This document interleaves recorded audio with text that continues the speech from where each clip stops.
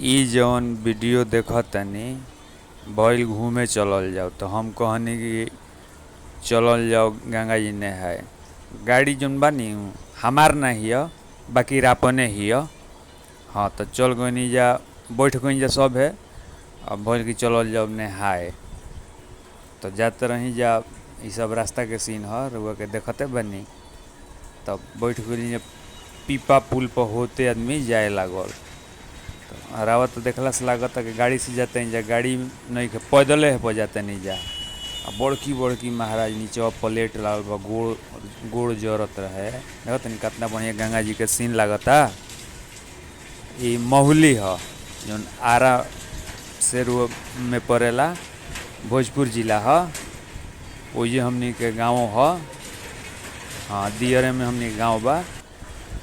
तो चारों अलग सरवा के देखा होते नहीं। हाँ चारों अलग सरवा के देखा होते नहीं। नहीं गंगा जी कितना बढ़िया बड़ी, इतना बढ़िया लागत रहे नहाए में। बुझाए कि एकदम ठंडा, एकदम निकले के मने ना करत रहे। हाँ निकले के मन ना करत रहे। तो भइल कि अब कितना नहाइल जाई। भइल फिर नाव पर, हाँ भइल कि नाव पर बैठल जाओ। तो दोनों अलग के पैसा ढेर लागत रहे। तो हम कही ना एक ही अलग से, एने से पैदल चल जाओ, ओने से नाव से आवल जाई।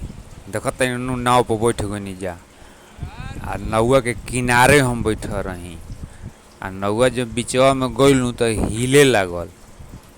तो कहत रहन आदमी कि ना ना तू बीच में बैठ, बीच में बैठब। ऐसा थोड़ बहुत पौरे के जानी ला। हाँ ऐसा आदमी अब दियर के में गाँव बात, तो आदमी पौरे के जानी ना। बड़ा बढ़िया नौआ से लागत रहे जी। हाँ नौआ से बड़ा बढ़िया लागत रहे। दते गंगा जी का तना बढ़िया लागत रहे। देखी पीपा पुल जैसे लौकत रहे। हाँ तो कहनी कि आखिर में कोइल के जाओ, बैठ के वीडियो बनावे लगनी। आराव सब के देखावत तनी।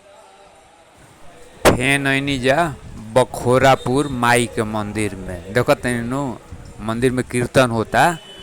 हाँ देखत तनी सब कीर्तन मंडली है। फिर बखोरापुर माई के मंदिर में आके दर्शन कैनी जा। देखिए माइयों के भीतरिया से दिखाई में, लेकिन भीतरिया इतना लाइट जरत रहे नु कि फ्रेश माई के फोटो ना आइल। हाँ माई के फ्रेश फोटो ना आइल। रुकी भीतरियों से दिखावत नहीं। धन्यवाद।